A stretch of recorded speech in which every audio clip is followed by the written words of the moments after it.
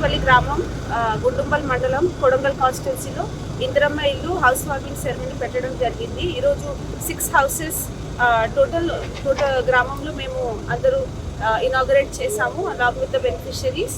ఇది Mudireddipalli pilot village కింద జనవరి నెలలో టేకప్ చేయడం జరిగింది. అక్కడ పైలట్ విలేజ్లో 104 టోటల్ యూనిట్స్ మేము అప్పుడు టేకప్ చేసాము, శాంక్షన్ చేసాము.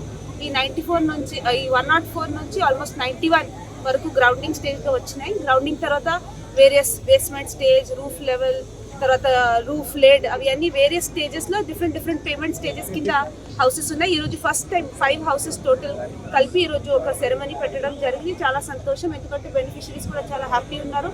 ఈ హౌసెస్ చూస్తే ఒక స్టేజ్ బై స్టేజ్ చూస్తే చాలా ఎక్సలెంట్ కన్స్ట్రక్షన్, వాళ్ళకి గవర్నమెంట్ సపోర్ట్ ద్వారా చాలా ఎక్సలెంట్ కన్స్ట్రక్షన్ కూడా వాళ్ళు చేసుకున్నారు.